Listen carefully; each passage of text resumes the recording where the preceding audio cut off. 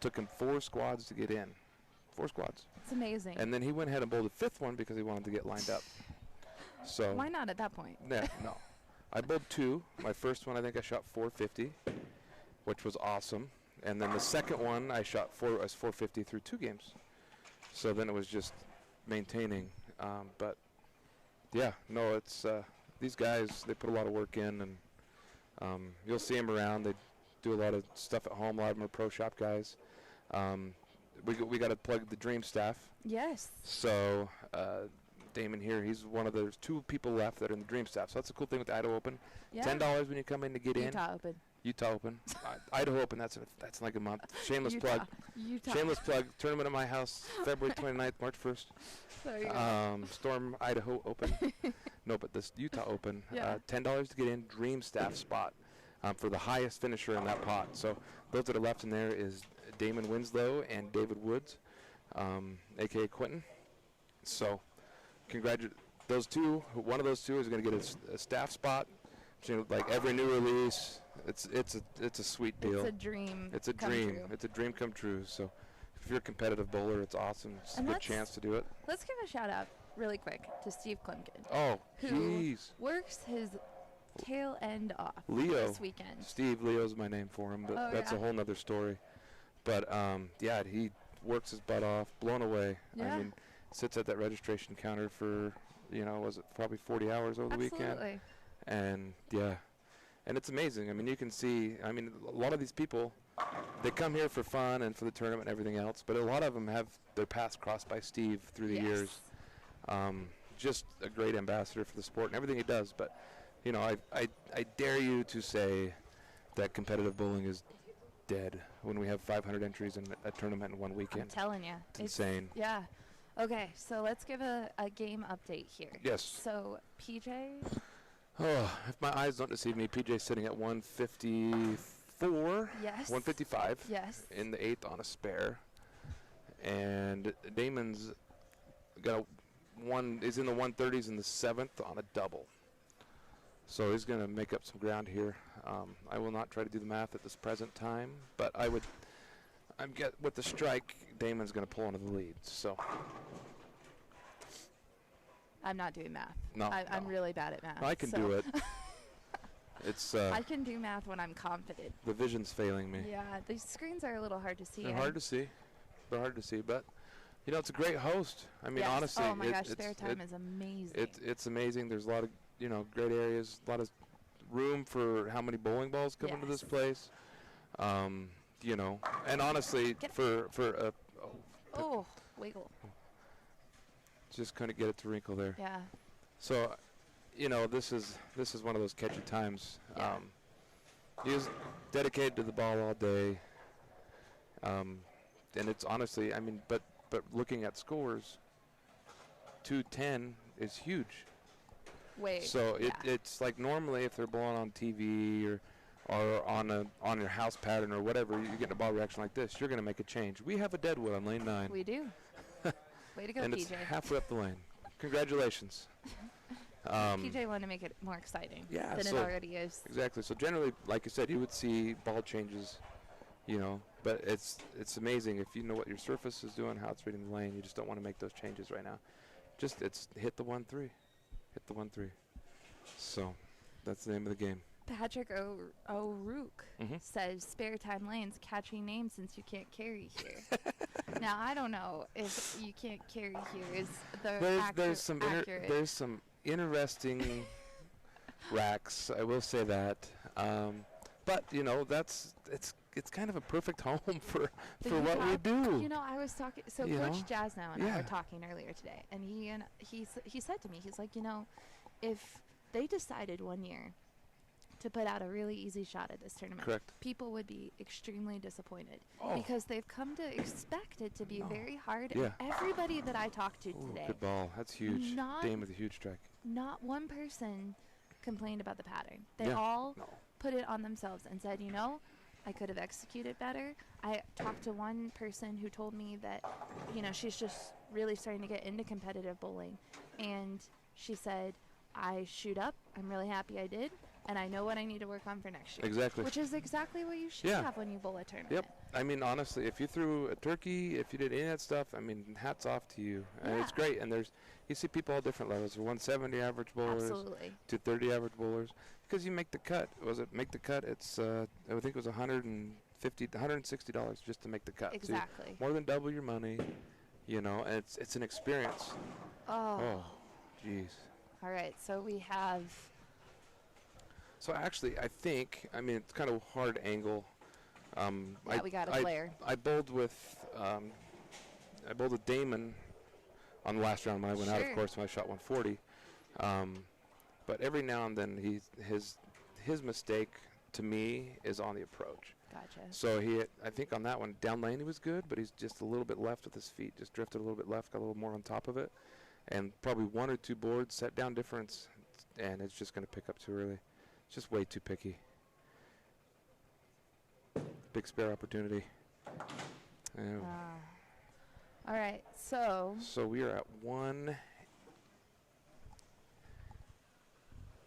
Did not score it, but it's still 0. So it's actually 183. We're at 183 right now. So literally, all PJ has to do is get 6 pins. 6 pins, PJ's through. So it's actually 183. So, yep, straight ball and 8. He got it. Yep. All right, PJ moves on, and he will face. PJ goes on to Craig Harrington. And congratulations. That means David Woods, because of that, is your Dream Staff winner, because he's the final man standing. So congratulations to him. Congratulations. And a heck of a run to Damon. Absolutely. I mean, watching him throw the ball and stick with, like I said, you just stick with it. Stick with it. Some of us pirate through our bag, but. He bowled amazing today, and anyone that made it this far should feel really proud of themselves because it's a really tough condition, and you had to make a lot of spares. There was a lot of bowling. Oh, definitely. I mean, think of all of the shots that these guys have thrown. Over days, multiple entries. Absolutely. You know, I think PJ come out, whacked him first set, made it first go, but that's kind of random. Totally. In this tournament, a lot of times it's come out, match up, and just hope you're ready to go. So this next one, who did we say was good? Craig's coming in. Craig is coming in. Craig Harrington. And we're actually going to, the guys are going to be flipping back between 9 and 10 and 11 and 12. So I'm going to move our fancy camera angle. Yeah, this thing is pretty sweet too. Over to 11 and 12. But anyways, while we have a little downtime here. Yes, we do. We're going to take some pictures down here on the end. PJ wanted to make a shout out to his beautiful wife, Janae. So I know she's sitting at home, and PJ's bowling, and PJ missed his flight, by the way. She might actually be traveling because Janae works for the PBA. Oh. So she was in Texas at least yesterday. She she has to be there for the show, so I'm sure she's either traveling or probably watching this. So big shout out to her. Yes. And their wonderful children at home. Yes, that is a bowling family. Yeah, that's a bowling family. They're great. I remember bowling against PJ in college. He successfully beat us every single time we bowled against them. Now, what college did you bowl? I bowled 1 year at Weber State. Oh, nice. It was fun, you know, for those of you that either have eligibility left. Yeah. Are looking to it. It is a good time. You get to do a lot of different patterns, see a lot of different places, bowl in a lot of interesting places. Yep. Some of these college campuses, like we had a tournament at UC Davis, and I think PJ could attest to how UC Davis's lanes were. I think I remember bowling on lane 1, and literally they had like a picket fence, and you're bowling right up against it. Oh my gosh. Yeah, foot through the fence. Oh my gosh. And you can imagine they're like maybe 6 or 8 inches apart. So, kind of bound the ankle up there a little bit, but it's one of those places. But lots of good experiences. PJ was on a really stacked Fresno State team that year. Yeah. So they've a lot of good teams through the past, and there's not a lot over here on the West Coast. Sure.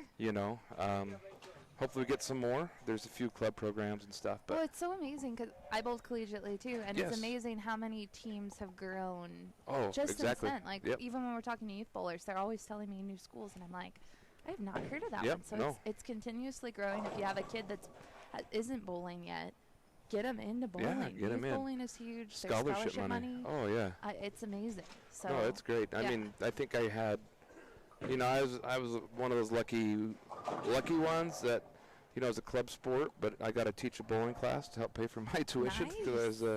as a faculty member at that point. Very nice. You know, and I probably, when I got out of juniors, and this is scholarships, the money is a lot bigger now than it was, you know. Sure. I probably had $4,000 or $5,000 in scholarship money in my account. Some of these guys went, I think, I have to ask Alex what Alex had when he went out, but it had to been $30,000 in scholarship money. Easily. I mean, You know. kids are collecting a ton of it. Oh, now. yeah. I was actually able to pay for half of my college Exactly. education with Smart, not with any Smart. additional scholarship or anything. It was just what I collected in my Smart account from bowling. Yeah, from bowling. And it's just incredible. It's okay. a benefit. So, we are seeing Craig throw the ball for the very first time. Oh, yes. So Harrington, he's, like I said, he's Mr. Keep it in play at all times. He like, is. You will not see Craig Harrington give the pocket away, ever. That's just not what Craig does. Sure. He has been throwing the Gravity Evolve basically all day. He was talking he might make a little bit of a change coming into this. We'll see what his practice ball here looks like right now. But, man, he is he's about as solid as it comes. Doesn't miss spares. Posts every shot. You'll never see Craig off balance. Which, for a tournament like this, is so crucial. It's so crucial. Yeah, because you have to keep it in play. If you're a dancer, I'm sorry, it's not for you. No, absolutely. You know, the foundation, it's so funny. I tell all my two-handed bowlers at home, it's like the most important part of anything you do is your approach. Because if you can't get to the right spot, you're never going to throw it the same anyways. Sure. So I'm going to ask the chat if they have any questions. They can leave them in the comments, and we will do our best to answer them. Okay, perfect. I like it. I saw somebody earlier, so I'm going to do a shameless plug again. Somebody asked about format of the Idaho Open. We'll do 4-game qualifiers. I think it's an $80 entry, if I remember right. And the finals for us is all match play. So last year we had 130-ish entries. And so it's all match play when you get to the finals. So if you're one of those lucky people, you might bowl 10, 12 games of match play before you get into the stair step finals. All right. So. And I also want to tell everybody, hold on one second. I can't multitask. We are going to have a Steve Klemkin appearance at some point. He's going to come and tell us about the event. So when he comes, we will be sure to let him on the microphone so that he can tell all of Storm Nation how this weekend went, because he's the one that knows. I walked in today and he was like, he told me, he's like, it's crazy how wonderful this event has become. Yep. Like it's a crazy blessing, right? It's a bonding too. It's the reunion. So like a lot of us, like we see each other a few times a year at different tournaments, and so this like brings like you get almost like a lot of people from all over the West Coast. You know, so a lot of these guys you only see a few times a year, and this is one of those few spots.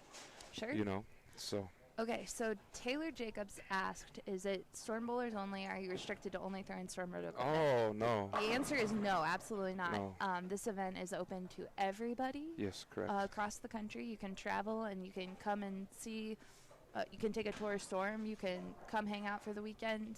Yep. And you can throw any equipment that is in your bag. Of course, most of the bowlers today were, in the finals at least, were using storm and rotor grip. Storm and rotor grip. I think we had one. I mean, don't get me wrong. I think we had one Ebonite staffer that was in the top 12. Yeah, and he bowled great. Jeremy McElliott. Yeah, he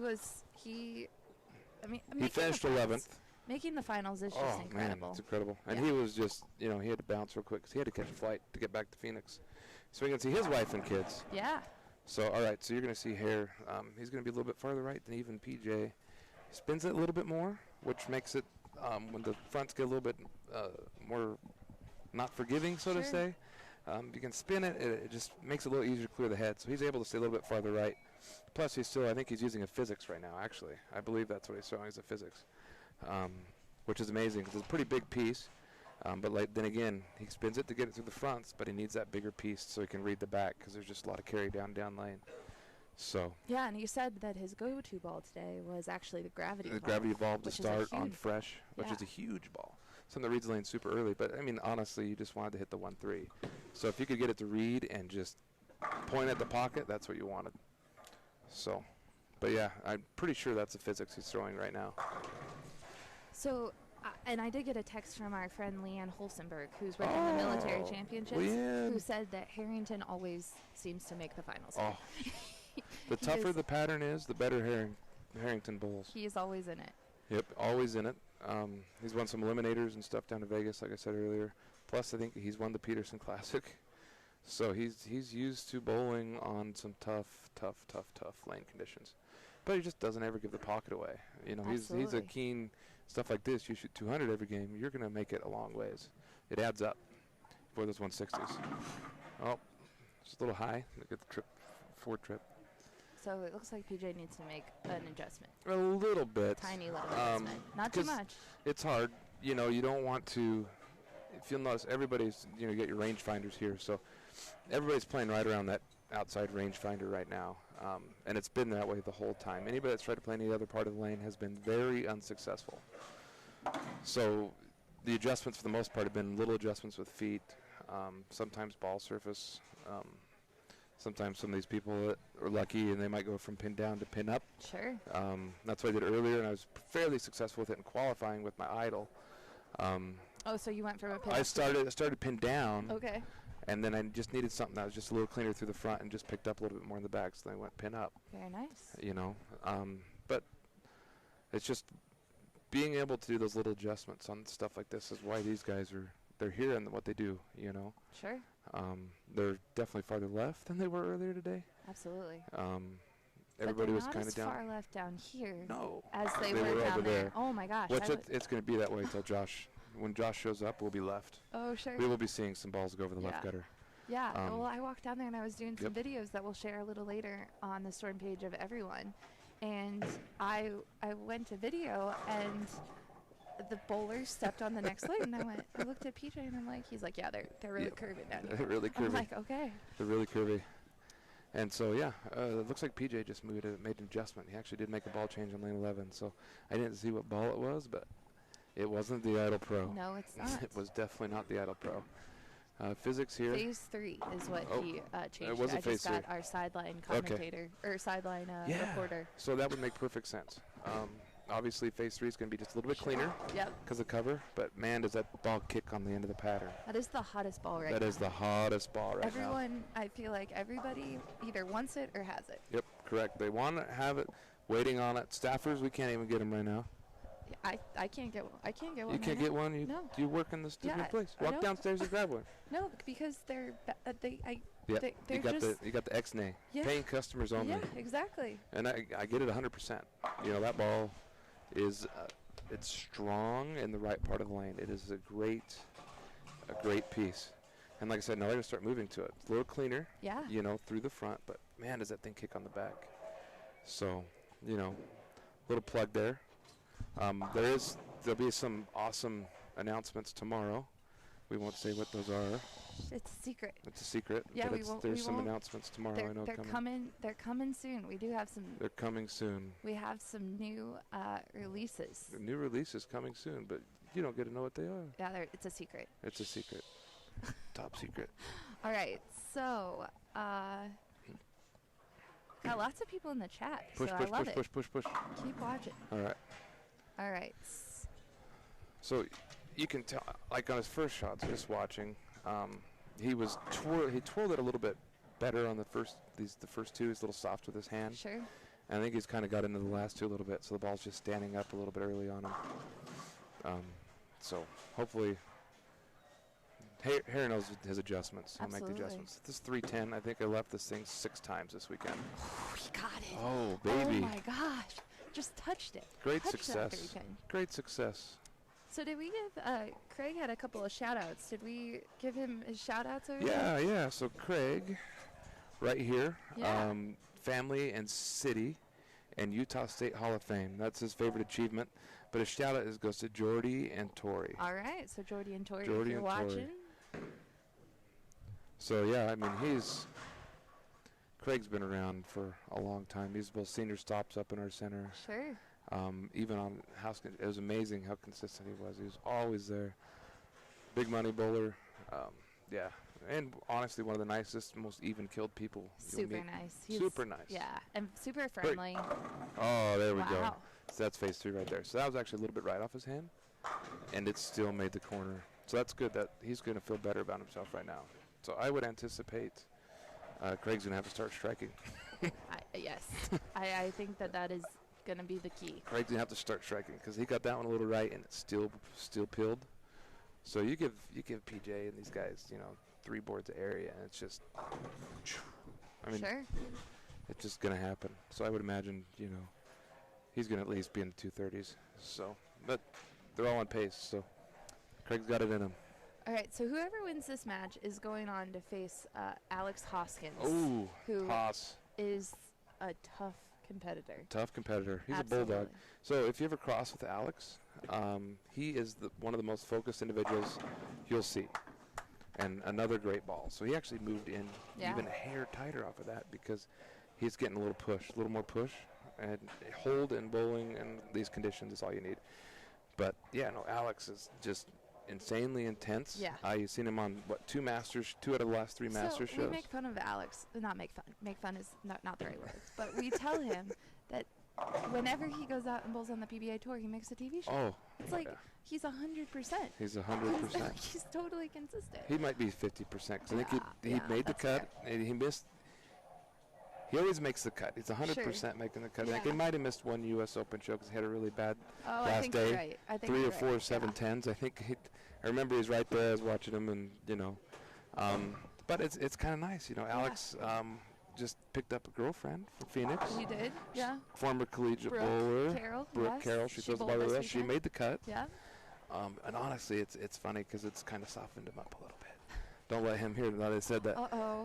But Alex is so Alex works full time at Storm headquarters too, and he works a lot of hours, and he does a lot of the testing on the equipment. So, and we'll talk more about him when he's bowling. I just wanted to run through.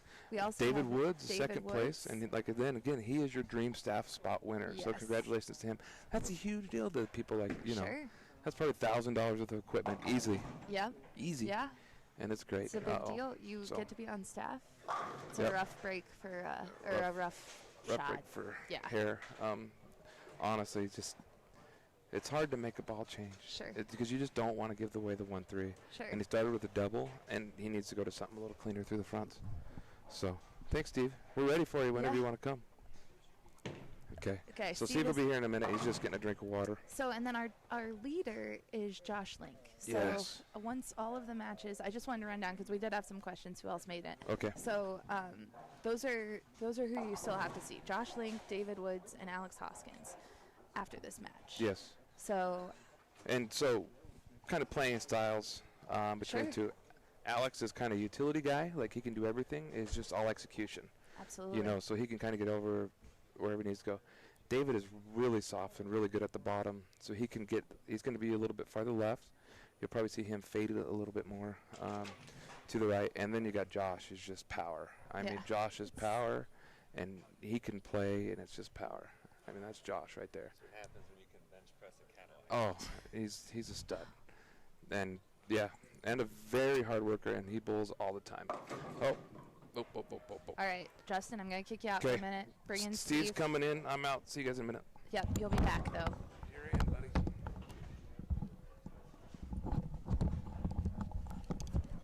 All right, Storm Nation. Steve Klumpkin. We finally caught him from running around like a crazy person. Sorry, Blair. I know. It's all right. I got your text about an hour too late, but thank you. It's all good. No, you're good. You made it just in time. Thank you. So, Steve, record-breaking year again. Again, I know. It's incredible. Yeah. Just when you think you've already reached the top of the mountain, they keep pushing up the altitude. Good thing we have really high mountains out here. Yes, we're in the right place for mountains, aren't we? Sure. That is true. So tell us a little bit about today, or this weekend. Yeah. So run down. You had 518 entries. 518, and our previous high was 383. Yeah, so you shattered it. So we absolutely shattered it. I was hoping, if it was really successful. I mean, you think about even getting to 400, and it's like, it was just a few years ago, really just 4 or 5 years ago, 290 was the most we ever had. It's incredible. And then we got to, then we eclipsed that by another 100, and then a couple years later, here we are at 518. It's amazing. Absolutely amazing. Yeah, absolutely. Yeah, the bowlers have just been tremendous. They came from all over, So this is a weekend that you really work all year on, Yep, basically. It that's right. takes a whole year of work to Preparation, really build this yeah. tournament. And you have to test this pattern. Yep. So tell us a little bit about what goes into the preparation for the event. Yeah, no, big kudos for that. And I got to thank Kegel, John Janowitz specifically. He helps us and has for many, many, many years now. We give him an idea on, this tournament's bowled. It's been in some different bowling centers. It's moved around for 4 years now. It's been at Spare Time here in Roy. And their staff has been just awesome and super, super helpful. Can't thank them enough. But based off the different bowling centers you're in, they have different surfaces. Sure. They, of course, the lane oils change, the machines change, and they're different. And so, we don't just slap down, whatever pattern and then just change it a foot if we need or so. We, every single year we start, kind of with the end in mind for Sure. what we're looking for cut scores and scoring pace. And, of course, we want that equity between the different styles of players based off of your speed. We want to make sure all different styles and have a chance and a little different look, different parts of the lane, whether you like to play more outside, down, and in. If you're inside, we try to make sure there's a little something for everybody. Yeah. And we are just super appreciative of that. So, that testing process just for the first round of oil patterns comes later in the summer, and then we test it all fall into the early winter.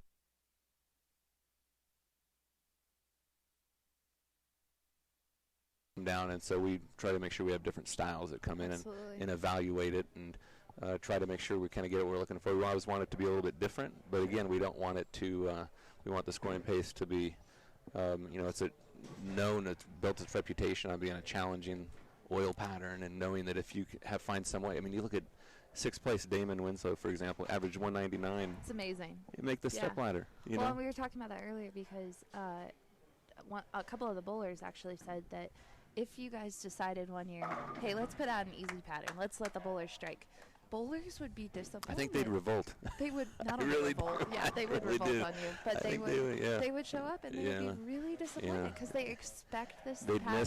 They'd miss their, whatever they're playing, they'd miss a couple boards right. Yeah. Or, for a righty, you'd come back to the pocket, and you're right, they would actually be like, wait a second, I was supposed to leave a washout on that, or something. Yeah, it's true. So the scoring update, we've had a couple questions on that. Yes. PJ is leading this match. Yep.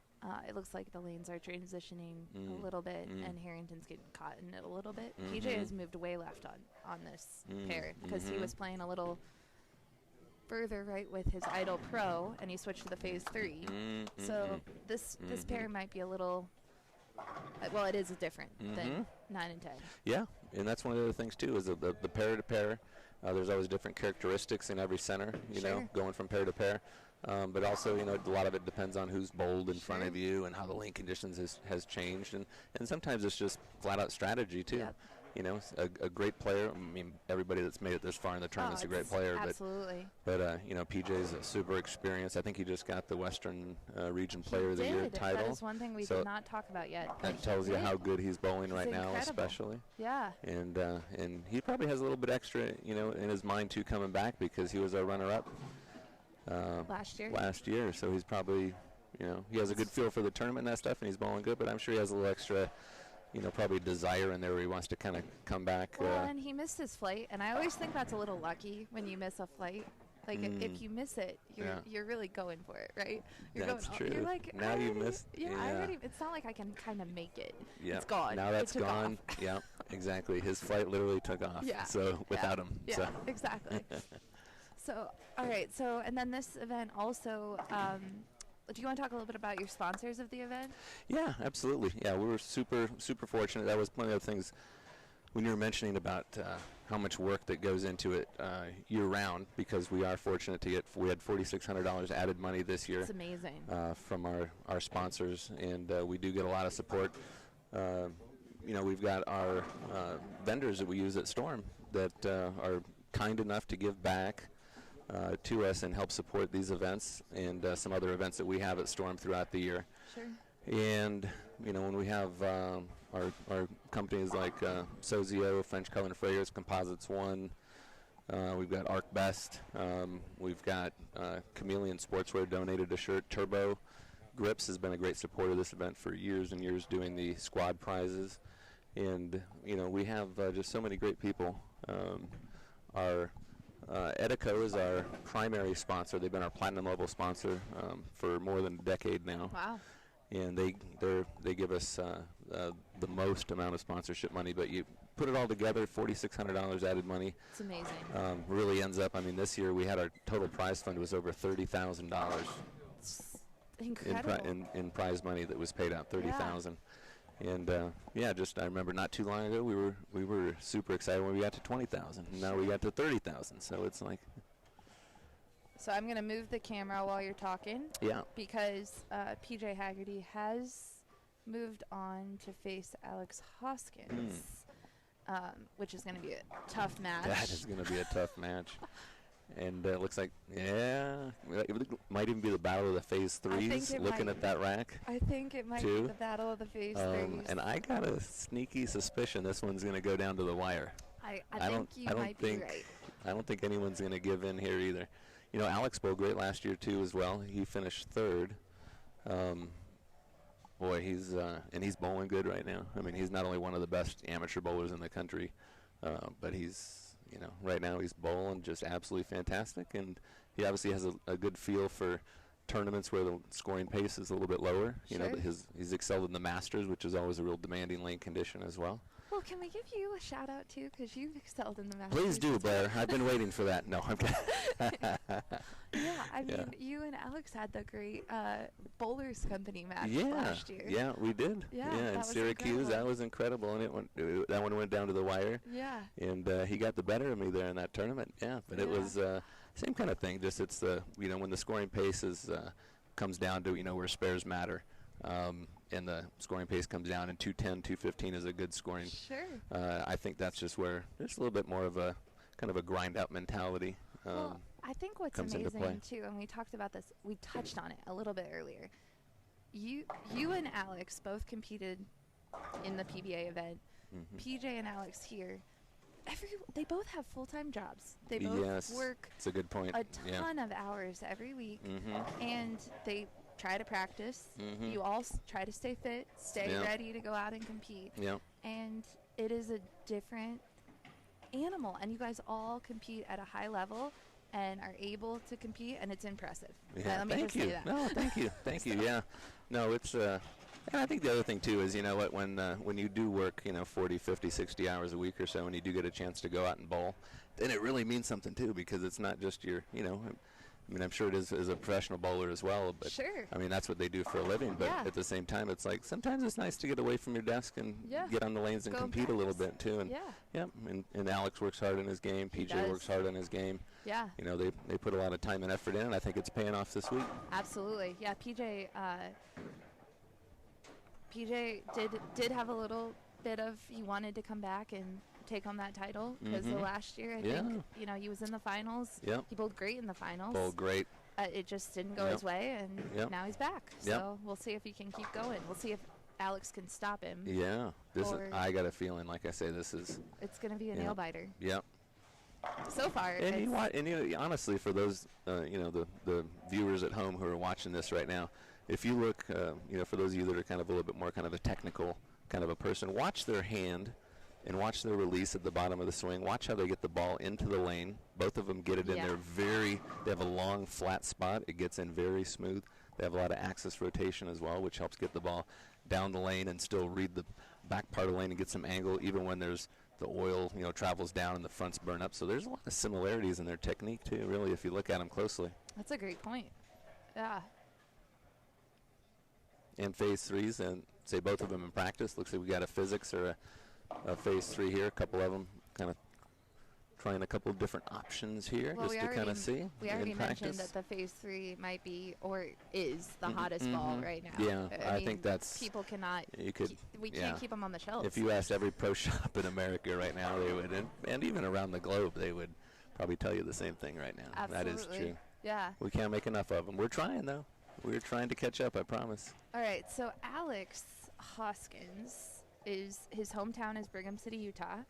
His home center's Ben Lomond Lanes. And his high Very game familiar. is 300, high series 847.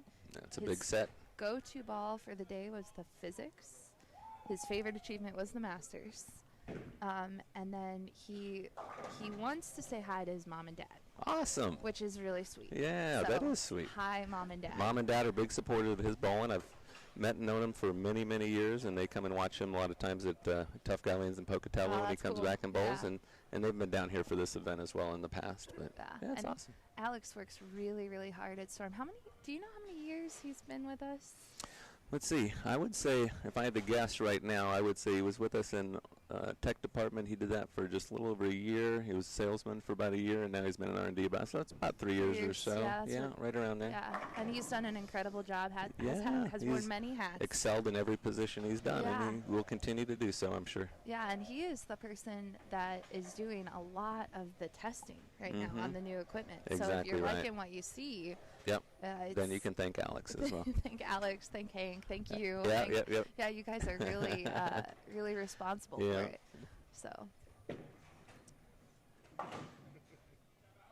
Oh, this was. But not to say that, you know, one of the things as far as ball development and product development and testing and ball motion, like I said before, like with Kegel, is that the oils change, the surfaces change, lane conditions change, and there's a lot of stuff that you have to be ready for as far as for what you see in ball motion and shape, and that's why we continue to look at different materials, cover stocks, weight block designs, because there's always something out there, and in the world of bowling changes. I mean, just the styles change. Look how many two-handers there are now when you go to SYC events. Look how many. It's incredible. Yeah. It's more than half. You didn't have it. So when you have that, you've got rev rates that have now gone up, and you have to be ready to have. You know, that's part of why we've put a lot of effort into the some of the urethane lines, pitch series. A lot of that has been just kind of from that, that aspect too. Like, hey, we got to make sure we have some balls that are ready for all styles of players, not just. Yeah, you know, you have to value the rev less dominant people too over here. Yes, yeah, they are. Yeah. Sorry, Steve. Yeah. Got to give my rev list people a shout out there. I'm with you. Hey, we're not our crankers in our videos, are we, Blair? No, that's okay. We can still knock them over though here and there. Yeah, absolutely. You were doing it the other day. I was watching. Yeah. Okay, so as PJ was walking past, he wanted everyone in Storm Nation land to know Bang Bang Niner Gang. So the Niners just won. So I'm giving PJ his shout out to the for Niners. His Niners. That's right. Yes. It should be a great Super Bowl, shouldn't it? It's going to be an incredible Super Bowl. Yes. Yeah. In Kansas City, they haven't made it in, say, 5 decades? Or yeah, it's crazy. It's going to be a really fun It's going to be Super something Bowl. else. Yes. Okay, so in our match right now, Alex started with a 2-8-10, unfortunately. Yeah. And has left another tough little spare. 2-7-8. Ooh, you got it. It's an excellent spare right there. So just shows that the lane conditions still in play, even when you're striking in practice, because these guys were both striking in practice. Yep. Turned it on. Yep. Got a little maybe got a little fast or something. Fast, but it sure looks like maybe this pair though is a little bit tighter than the last pair. Yeah. Just based off of what PJ's where he was standing and playing the game before in the Stepladder on 11 and 12. Sure. Now maybe this is, and that's one of the challenges of the tournament. Like Absolutely. we say, going across the house, some different tendencies, and you see some different kind of reactions and motions shot there. by PJ. That was great. Really good shot. Yeah. He's a seasoned veteran. Both of them are, but that's why I say this is going to be a good one. Yeah.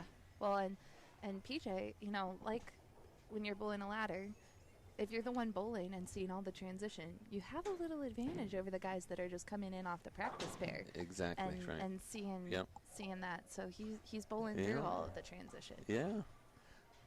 You might get a little tired, but a little momentum. Well, that's where that physical fitness comes into. Exactly. It comes into play now. We'll see it. He's bowled a few games this weekend.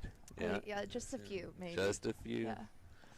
He did get in on Friday though, so he got Saturday off. Yes, he did. So he probably, was able to kind of recharge the batteries a little. He only bowled like 100 a day, and so you know. another very flush shot. So your wife says it's way tighter on the low end, hooking the most in the front of the desk by the main door. Okay. So official. Yep. And she would know. She bowled across the whole house and bowled. I don't know what place she finished, but she bowled quite well. Absolutely today. great. I think she was in 13th. She finished out of 518 entries, so I'm sure she is not disappointed with that at all. No, I talked to her and she was very, very pleased with her performance. Well, you got to be if you beat 500 people. Oh my gosh, you did well. Yeah. Alex Ball looks like he made an adjustment off of the shot, the first couple that went light, and then went through, left to 4-7, and might have to try and kind of find something in the middle there a little bit. So, but again, it's a demanding condition, and it was he's going to find his way to the pocket, I'm sure. So we had a question: what is Alex throwing? I think physics is the official. It's like he's settled in on the physics right now. Yeah. He has a phase 3 up there, but he decided to go with the physics for this pair. Yeah. At least for right now. Yes, exactly. That could change in any minute. In a flash. Pretty nice shot there. There you go. Got his hand a little more around the side of it. Created a little bit more shape and got it done. Yeah, absolutely.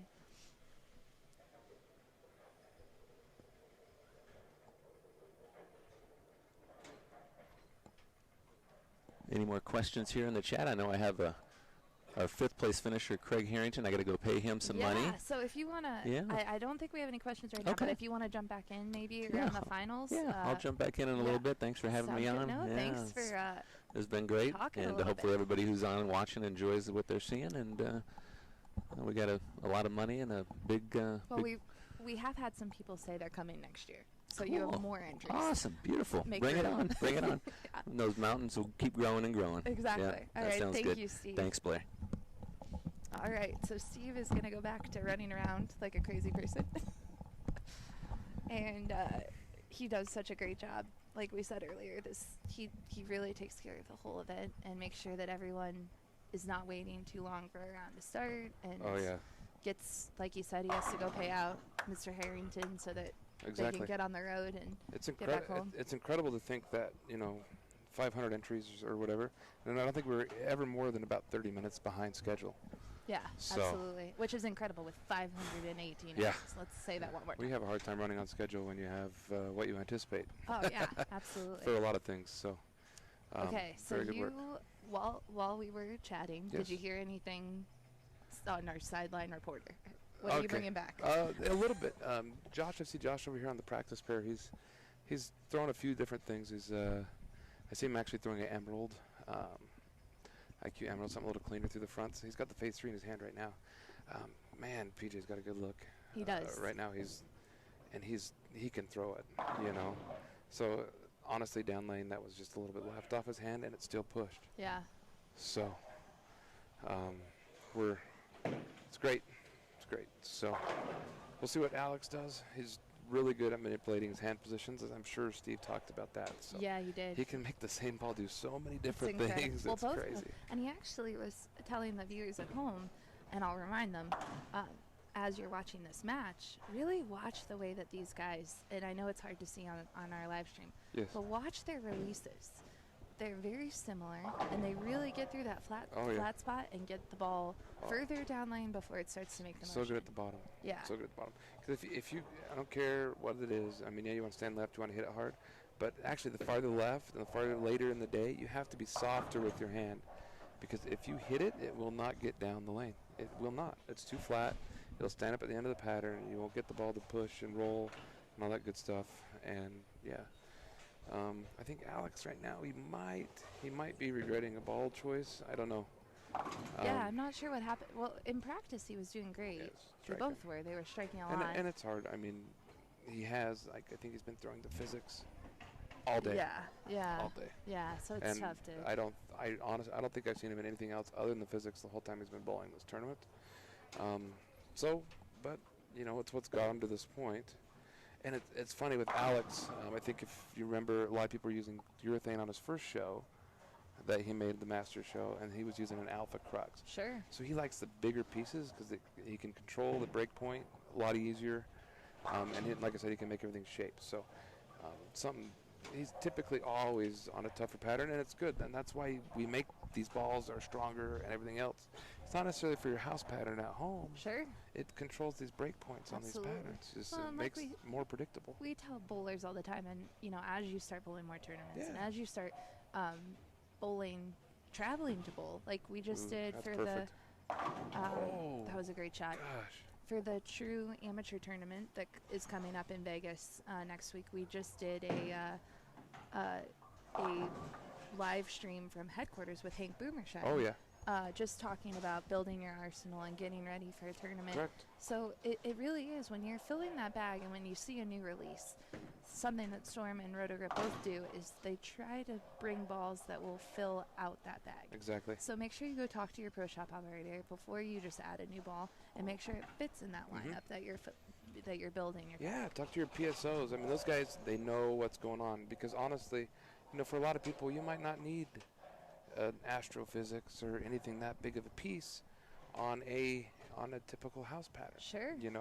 You might see that phase 3 because it gets down the lane and it reads. You get a little bit of extra area, a little extra recovery, plus the hold because the surface on the bowling ball. So it's just getting into the right piece. I mean, there's something for everybody. Now, those big pieces, they might not boomerang. Right. People think they get this stuff, these big pieces, and they're like, that doesn't hook. And it's like you're bowling on the wrong condition. It's not meant to do a 90-degree turn on the back of the pattern.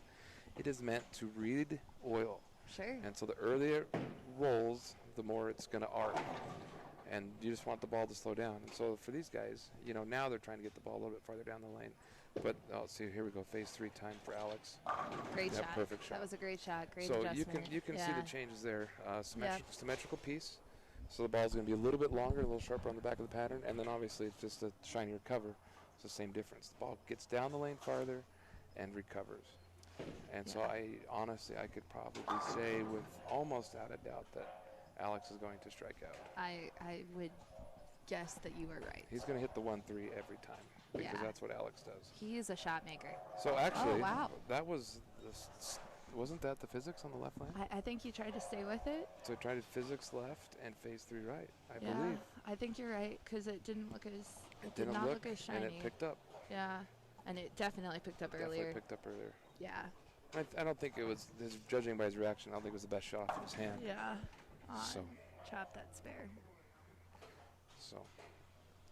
But anyways. Don't let this one game that you're watching Alex bowl fool you. Alex bowled phenomenal today. It's insane. So like his last 4 games, he goes 183, 213, 167, 241. Amazing. So that 241 got him inside that number. Without that 241, he's not there.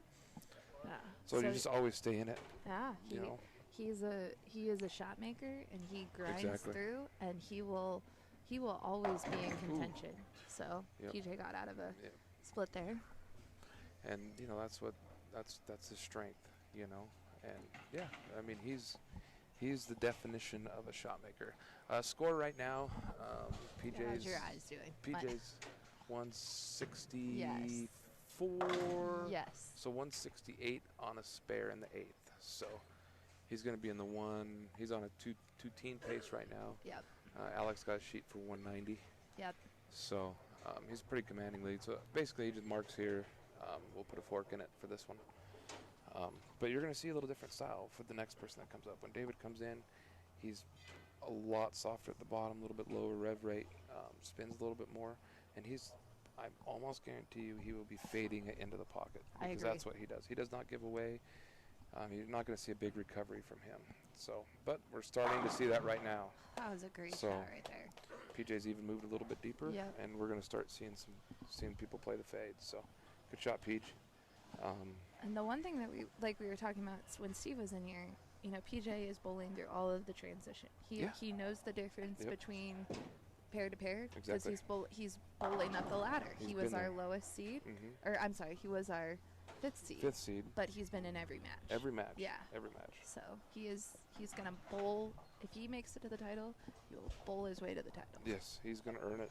He will. He's, you're talking time he's done, he will have bowled 14 games, I believe. Yeah, amazing.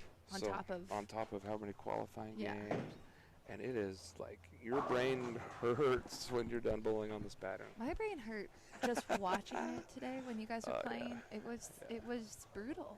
It's fun, you know. Sure. It's a good time. It's I mean, it's funny because I wasn't there because I was doing some work on the East Coast. But my high school bowlers, they had a high school match at Tough Guy Lanes in Pocatello last year. Oh, nice. And they bowled on a 45-foot pattern, and I come back and I go, my ball would not flip and hook, you know, and it's great. Yeah. You know, because it gets them thinking. It's like, well, what adjustments did you make? Sure. You know, yeah. So it's great. I mean, anything these guys do, it's just awesome. Well, and I think the more you challenge yourself, the better you're gonna get. 100%. Because you're not gonna learn It's fair, anything Alex. just striking all the time. No. No one learns from doing that. No. So the best way to go out there is just try, shoe up, and bowl. And put yourself in these positions like Absolutely. these guys are. Yeah. I always try to get, you know, I have a lot of guys that come traveling to do some of these tournaments with me. They might not compete and necessarily and get 100% on this show. You know, they might not be here, but they're here and they're competing with these guys and they learn a lot, you know. Yeah. They learn so much about shot making and you know, different things. And you learn a lot just watching these live streams and different things that we have throughout the year. Watching these guys on TV, when their emotions get high, when they get low, you know. I mean, look at earlier today what he was able to do to control his emotions to throw those last few shots. I can't even think about what was going through his head. Hall of Fame weekend for him. I mean, talk about a perfect weekend for Tommy.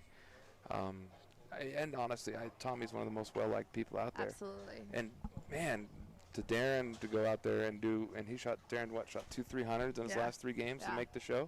2 300s in a row? Was that what it was? Well, Tommy and Darren were the only people that shot 300 in the tournament. So, exactly. All right, so score update. Score update. Alex finished with a 164. 64, yes. And we didn't quite get that close match, but let's see here if PJ's going to try. He might try to. It wouldn't surprise me if he tries to do something a little tricky just to kind of see what he can get away with here. Yeah, so actually, see, it's funny because he's planning right now because the final match is going to be on this pair. Sure. And so he did an additional move left. Oh, just to see. Just on that one, just to see what the ball would do on the back of the pattern. All right. So he kind of knows what he's going to move into. So that's a lane play strategy that he's in, that he's good. So now we're going to have PJ. So we have 2 more matches. Two more matches. Yes. PJ against David Woods. Yes. Okay. I'll get some information on David here once I find his so paper. Yes, and we Pocatello, another Pocatello guy. A great shout out to Alex and all of the bowlers that have made this Stepladder final because it has been a brutal competition. PJ's making it look a little easy right now, but everyone. Oscar shot 300. Oh yes, thank you for the correction. I forgot about Oscar. Sorry. Yes, but. Just let's all give Alex a shout out. Alex and Damon Winslow. Yes. Craig Harrington. Alex, so far, great job, you guys. And it's great. Yeah, it's great. It's a great And event. if I go through here, we have 1, 2. How many ladies made the cut? I think we had 3 ladies make the cut to the show. 4. Actually, I think we had more than that. Yeah. So there's a lot here. Actually, let's just run down qualifying. Do you want to run down? Okay. We've. Do you want to work from the top to the bottom, or where do you want to go? Just go ahead and we'll go through the top 12. Okay, so 12th. Actually, Lindsay got into a roll-off to make the top 11. Sure. With Sagers, our man. Yes. Stu. Yes. So Stu got the best over there, but if anybody has watched Lindsay bowl, I mean, talk about some fundamentals. Amazing. And she's amazing at the bowler. bottom of the swing. And she holds more than her own bowling of these things. And you'll see her on the women's tour. Yeah, she's one of the elite bowlers on the women's tour. She will be bowling every week on the PWBA tour. Every week on the tour. Chasing that first title. Yeah. And as a new mom, it's a challenge. It's a sacrifice, but that's what they do. Yeah. Yes. We got to move your camera here so we get right over here to 11 and 12. So, and then Jeremy McElliott finished 11th. But Jeremy from Phoenix, Arizona, comes up. He puts a lot of work in. He's one of the lower rev rate guys. He's probably 350-ish, but man, he's accurate. He can get the ball to roll. He makes a lot of good decisions. He's a really strong mental game and always stays in it. Adam, another great bowler. Another little bit of a lower rev rate guy. Sure. For Adam. Bryson Rogers. He's one of those that, was probably more than beyond thrilled with where he finished. Throws the ball amazingly well. Clay Reese, he's a staple out here. Yes, he is. He can do so many. Clay can do everything with the bowling ball. He can throw it from the right. He can throw it from the left. He can loft the gutter. And he's a super nice guy. And he's so versatile. And he's super nice. Yeah. And he's a Jazz fan. And his shirt today was awesome. Amazing for us Utah Jazz fans over here. Absolutely. Mike Sagers, Stu, he won our grand final tournament just a while ago. Yes, and he's been battling a lot of back injuries, so it's good to see him healthy and back in it. I bowl with him on Tuesday and nights. not bracing up. Yeah. And he is like probably one of the most well-liked guys. He's period. so nice. He's. Yeah. He actually took a month after the grand finals. I only know this because I bowl league with him. So he took from the grand finals until the start of the year. Yeah. This new year, he took it off. He didn't. Yeah, he bowl. was talking about it, and he was just battling and battling. Yeah. In grand finals, he was battling and just beating his head against the wall. And that's why you keep entering these things, because you never know when the tide's going to turn. And then he made it, and then he won the stupid tournament. This is his first tournament back since the grand finals, and he finished in November 7th. So shout out to him. Kudos to him. Yes. And he, like I said, he's got his own team of people. Trust me, there's so many people up at Team Stew and everything else. I love him. He's such awesome. Well-liked, such positive attitude, and one of those good ambassadors for what we try to do out here. Sure. So, and then we saw Damon Winslow. Damon, great bowler. Great bowler. Yeah. Strong, left-handed, power. I've seen him throw 2 deadwoods today. Yeah. Past the rangefinders, which is amazing. And that's what he does. I mean, his game is power. He's a power player from the left side, but he's also versatile. A lot of times, left-handers. I mean, I speak like it's a bad word, but it's not. Yeah. But a lot of times, they're playing left. They're playing up the boards. Yeah. He can get in. I've seen him open the lanes up. That's tremendous. PJ, of course, is still bowling. Oh, yeah. PJ's taken down. PJ's bowling. Damon, Craig Harrington, and Alex Hopkins. Yes. Now he's stepping up to face David Woods. And do you have the info for Dave? I got some information. David Woods, obviously he's bowled 300s. Sure. 819 series. Yes. His go-to ball for this game was the Storm Physics. Nice. And I will try to watch and see what he's throwing now. I kind of find it hard to believe he's going to be throwing the Physics right now. And it is black as can be. Is that a shiny IQ Tour? What is he throwing? Jason, what's he throwing? David. We're good. No. It's black. It's black. David, what are you throwing? Hyrodex is what we think. That makes more sense. Okay, so yeah, something a little Hyrodex. Okay. Hyrodex. Oh, so Physics is still in play, he believes. We'll be surprised too. And hopefully David's not surprised by what comes out of the bag. But he is showing the Hyrodex. Yes, Hyrodex. Okay, here we go. Let's see what he starts with. But anyways, yeah, David's Hyrodex. one of those that's not the super high rev rate, tons of access tilt. Sure. Man, he can fade the ball. Yeah. And his approach, like his fundamentals, like I said, it all comes in the fundamentals. If you watch his approach, one of the better approaches, always on balance. And that's key, especially the more difficult the lane conditions get. So let's see what he has here. So it is the Hyrodex. Nice fade. He's playing the fade. Playing the fade. Playing like the fade. it. And that's just, that's what he does. We had Harrington earlier as we were going through it. Like I said, money bowler. If you want money's on the line. You want Harrington on your side. Yeah, and I think he just got caught in that transition. Just the transition. Yeah. You stick with the ball all day long. Sure. And then it doesn't matter. Your look changes. You go to something from dull, asymmetrical to something shiny, and it's just like it seems foreign to you when you've just been doing something all day. So for these guys to make those changes, that's why they're here. Hoskins, obviously, he's just a stud. Yeah, absolutely. He's a stud. Throws the ball really well. Let's see what PJ and does. His technology is good. So his knowledge of bowling balls. So we got the phase 3 still. All right, so he missed left on that. I'm pretty sure. It looks like he caught that one. Yeah, he sure gave a little squeezer on the bottom. So that's all right. First ball, 3-6-10. If you're still here, you've picked probably about 10 or 15 of these this weekend. Absolutely. So this was a very common leave this weekend. That and, there were some 210s, but honestly on this pattern there wasn't a whole ton because nobody would give away the pocket. Right. Nobody was playing the great spare. Nobody was playing the lane left to right. If you were digging yourself a hole to begin with. So. And let's go over the pattern one more time for people that are just joining us. So the original pattern where it started, of course, we're how many games on it? 41 feet, 30 mils of oil. So you would think the 41 feet, 30 mils, the ball's not going to hook, sure. right? The back ends were pretty strong for what it was, and especially for as much volume of oil it was. But the longer the oil down the lane and the longer those feeds down the lane, the more precise you have to be with ball speeds too, because you don't have, it's not steep front to back. Yeah. Push, push, push, push. Yep, so we got the fade. We're going to have a fade contest, I think probably the rest of the way out. Yeah. I think you might be right. But it's time for some fades. Yeah. But yeah, so the longer the volume of the oil is down the lane and the flatter it is, that you wouldn't think, but a lot of times what makes the lane pattern easier is the steepness of the oil, how much oil is in the front versus how much on the back of the lane, because it'll make up a lot of errors on ball speed. Absolutely. And you can't do errors on ball speed when it's almost just a block. You know, you have to be precise and do the right things. Well, and it just makes those misses in the front of the lane even more dramatic down Correct. lane. 100%. Yeah. So it's 100%. Yeah, it just makes it tougher and tougher. That was one heck of a break there. Absolutely. Just a pinch left. But you can see how quickly it flew. Yeah, It's gone. You just squeeze it a touch at the bottom. I mean, literally the ball hooked 2 feet sooner. Yeah. You have no idea. You just go like this and just cover your head because you know as soon as you throw it, there's no way. You do that at home on your house pattern, it strikes on the 1-3. Sure. Well, and the Hybrid X is a little more angular than the physics. So if he's been throwing the physics all day, he's kind of used to that smoother reaction. Yeah, it's going to be a little smoother. Yeah, so this is going to push a little bit farther for him. Sure.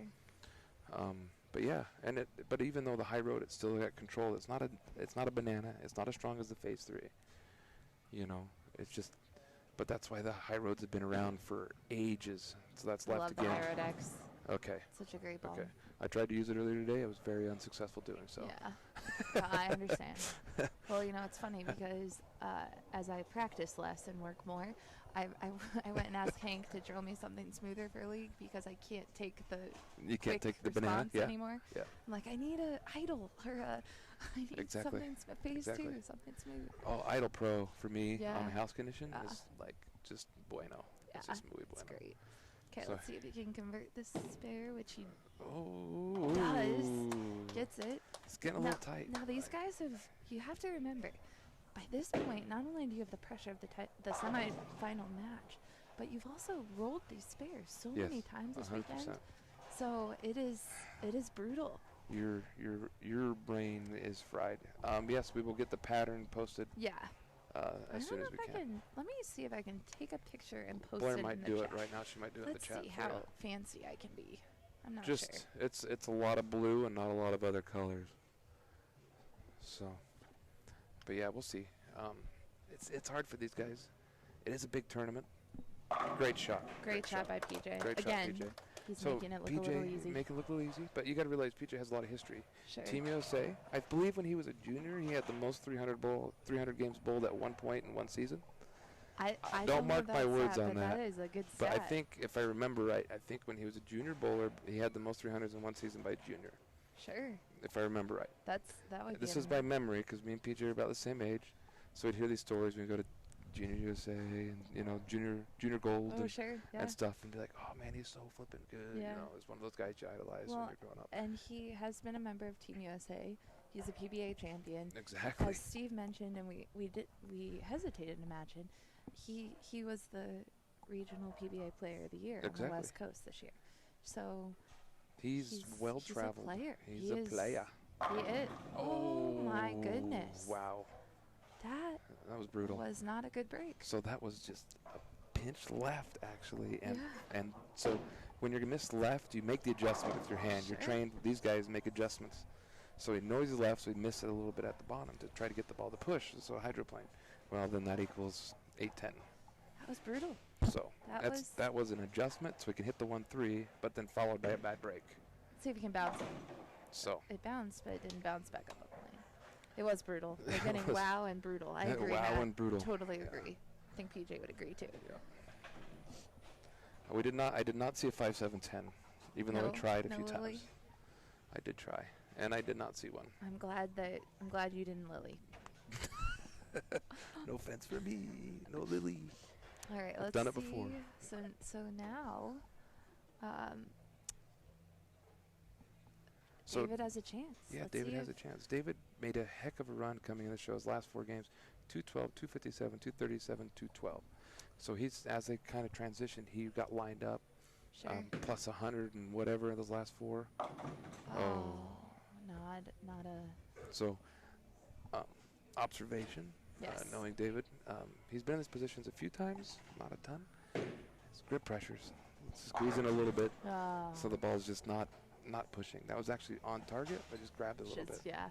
Okay, so PJ's mom is watching. Shout out to Debbie Haggerty. He held the record for 300 games and 800 series. See?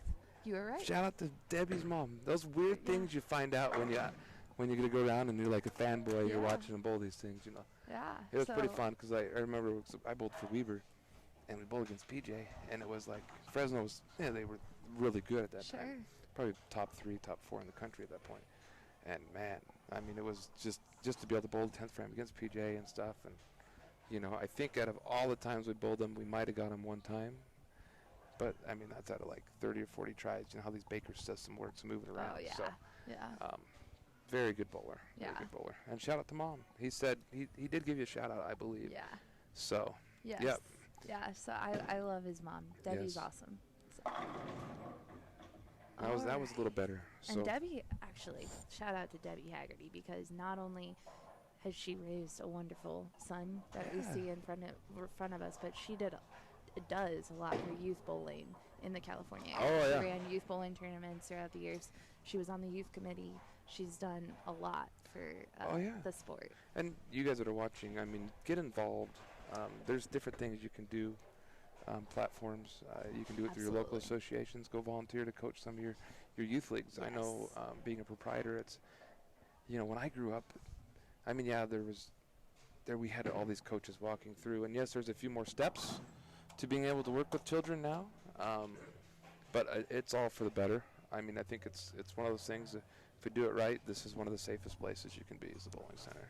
Yeah. So shout out to that. All right, so let's give a score update. So. All right, here we go. Score update. So we got PJ's 76 on the 4th on a flat, and David's at 92 in the 5th. So actually, David's 4 pins behind right now. So we're coming down here. Yeah, we'll see a few changes. I would imagine PJ's gonna get right back in the pocket. Just a bad break that last shot. There we go.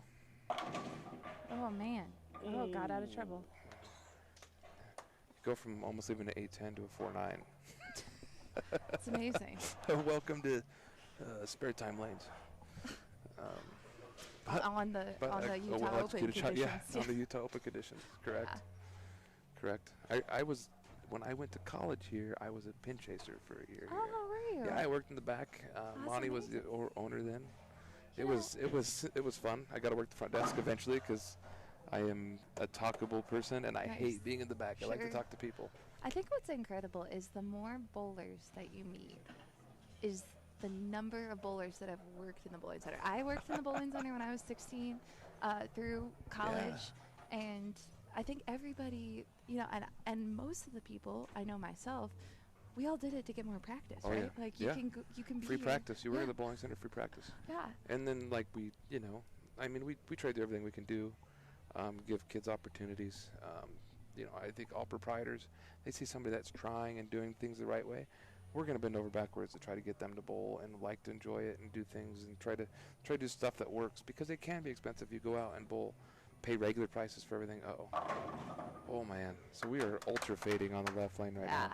Yeah. Ultra fade. So I would think he's going to have to do something. Well, but this is an example of what we were talking about earlier, where you can't give up the pocket.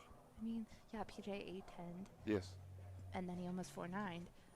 But he's in the pocket. He's hitting the 1-3. He's hitting the 1-3. He's hitting the 1-3. So what do?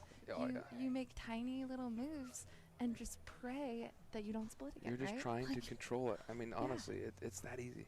It sounds like a complicated game, but you're trying to get the ball from point A to point B. Exactly. And knock over 10 pins. And make your knock over 10 pins in 2 balls. In like, 2 let's balls. be clear. Yeah. And it's 2 balls. This was a 2-ball tournament. Yeah. It's opening up now a little bit more. Sure. Oh, there we that go. was a really good shot. So really nice shot. A little cleaner at the bottom, and his ball actually made it. Yeah. So I don't know if you can see rangefinders on there very well because the lighting in here is Yeah, very we weird. got a little glare going on. So his first ones earlier, it was picking up. It was starting to see the lane. It was slowing down a little bit too early at the earlier rangefinder because actually his path is going right across both of them. That one got down the lane a little bit farther. This is one of those awesome places with the new additions to the Fox TV shows with the shot tracker and all that other stuff you get to see now. Sure. Technology is amazing, what it's done for this industry. Absolutely. And I think you're going to see a comeback. I really do. Bowling is definitely, it's a great thing. We're doing well. Yeah. Participation's up. Way up. I think, bowling's up. I think, I mean, don't mark my words, we're getting close to bottom in USBC membership from some different meetings we've had. Oh, there we go. There's the fade shot. So, yeah, he actually that's a little tighter, a little firmer. And, yeah, pushed. He didn't have to get that ball to read right on the back lines. Good shot, Dave. Yeah, it's great. So here we go. So this is what PJ does here on the right lane. But yeah, like I said, accomplished bowler. I mean, you put accomplished bowler, that's PJ. PJ is definitely, and like we've been saying all day, he came in second last year. And, it's one of those things, trust me, if he wanted to be, if he could afford because of his job and other things to be a full-time guy on tour, he would be out there, he'd be making money. Well, he'd be doing those things. But we were talking about it last night that, PJ is still one that if he shoes up, he that's perfect ball. He has potential to make a title any week. Any week. Make a TV show. Any week. Doesn't matter. Like versatile. Yeah. Earlier today, for example, PJ was, literally shimming it up 10. Sure. I mean, that's what it called for. Yeah. I mean, just straight idle pearl, up 10, a little soft with his hand, not giving it to it, And because you're just trying to control the back lane, so we got a re-rack here on the left lane. One of those famous racks at spare time lanes. But just controlling the break point, spinning a little bit more. Let's give a score update because we got people asking, and I realized people. So I wasn't showing the scoreboard earlier, just so all the people are watching it. Okay, all right. That I wasn't showing it earlier, but I put it in the shot because people said that they wanted it. They still can't see it. Okay. So just letting them know. Just a heads up, they're hard to see, and we're 20 feet from them. Yes. But it is they're both on a double, so yes. Right now PJ's got a 4-pin lead. 126 to 122 in the 7th. So we'll see what happens here. He's got a little bit trouble on this left lane. Oh my Lord. Oh my goodness. That was ultra bad. So he threw that really well. Oh, that was a good shot. Threw that amazing. Can't throw much better than that. No. So he actually got it's still farther wiggling. left. The pin is still. That's a stupid pin. He actually got farther left and just gave it to it. Yeah. Like if you could have seen what that sound that ball made when it come off his hand. You can't hear it hit the lane, but you can hear it spin. Yeah. And he that just hurts a little bit for PJ. Yeah. So we'll see what happens here. But if you're David sitting back here watching that, you kind of are like, okay, I'm gonna go up and I'm gonna strike. Yep. I'm gonna make the most of that. Great spare. Great ball. Good adjustment. All right. So here we go. So here's where it's important that David stays a little loose and lets that ball float. Horrible break. That was a horrible break for PJ. Horrible break for PJ. All right, here we go. So this is a really key shot. So if he strikes here, he's going to jump out to 8-6 pin lead. Swing the other way. So here we go. Clutch shot. It's left. Left. Okay, so that was good. 3 boards left. This is a tough spare too. This spare sucks this week. Yeah. Because you know, at home you just open it up, drip 3-6. Yeah. You ain't doing that here. No, you don't really know what your ball's gonna do when it goes out there. You get it outside 8, it just goes. Whee! Yeah. So it looks like he's gonna throw plastic at it. Yes, it's one of those. Plastic spare days for anything that's a dual leaf. Yeah, because the pattern just kind of falls off. Oh, it's off of like you're. Oh. It's got a chance. Oh, all right. Okay. So that's. So now. PJ is actually at 13 pin lead right now. If my math is not mistaken. Yep. 48. Yeah. So PJ's 13 pin lead. So we'll see what happens here. All right, so we need to give you a shout out. So Justin Studer is the one who joins myself, Blair Blumenscheid, who works at Storm. Yeah. People have been asking who the commentators are. Okay. So Justin, and you did get a shout out for I am Sam. definitely not Randy Peterson. He looks a lot better than me. A little trimmer, a little more put together. And, great shot, David. Right there. Great shot, David. Yeah. And those of you that know Randy, he's a lot better partier than I am. So. But Justin is amazing, and he does own a center in Burley, Idaho. And Correct. if you're ever traveling through, you should visit. I've bowled at your bowling center. Oh, great. And I beat Gary Holstenberg. Oh. In a one-ball match. In a one-ball with my match. IQ tour. Thank you. Yes. Because that's what are you What going to do? That's the ball It's choice a tough right center, there. though. You guys have a tough little center. It's there. a tough center for tournaments. Yeah. Our house pattern is known for some high scores, but that's the difference, right? So here we go. So here's a big shot here for PJ. Strike here puts a lot of pressure on. All right. Control. Let's see what he does. He's been really good on this lane the whole time. So yeah, there we go. That was another great shot by PJ. Flat 10. It's hard because they're working so hard just to get to the pocket. Absolutely. Just to get to the pocket. Weemsy, how's flinging tacos over there in Boise? Yeah, okay, so I'm Rory, and then Steve's Leo. Okay. We were bowling the old Border Wars in Ontario, and then somebody put their names in. Yeah. And so we all got nicknames. Oh, nice. And Mike, you'll have to remind me what yours was. But it was one of those things. So I was Rory. Okay, got it. Converts to 10. Yeah. That is a perfect example why you use a spare ball. Yeah, absolutely. But again, how many frames has he thrown today? And this is his 4th match, right? Oh, yeah. Yeah, because he's, but these guys are used to putting a lot of work in these tournaments, and their mental game is strong. So another bad rack on 11. Not saying that's a thing here, but it's a thing here. But yeah, it's good. I mean, but Spare Time has been a great host for this weekend. They really have location. Everybody works hard. Yeah. Just to dedicate the time to host a tournament on a Saturday and Sunday in January. And it's Sunday at 8:30. Oh, yeah. And we're still running the tournament. 100%. That means I might be able to eat when I'm done. Yeah, we did get a question. Is Josh Link bowling? Josh Link is our leader. So you will see him as soon as this match is over. Whoever wins this match will face Josh Link for the title. And you want to see power? Watch Josh Link throw the flipping bowling kidding. ball. Unreal. Yeah, he definitely. He's so good. And all right. Left, he's phenomenal. So right, PJ steps up 10 frame. Push. Ooh, I would call that a little bit of a payback for the bad rig on the last one. 8 pin, D, 8-10, yeah. He doesn't feel bad about that, ladies and gentlemen. He does not. One bit. All right, so let's see here. Update. David's max score is 208, and right now he strikes out. He's maxes him out. If he just goes spare here, he's at 204. So there is a chance. PJ throws a strike here. It is over, and we're on to the championship match. Big shot. I anticipate him not missing this at the bottom whatsoever.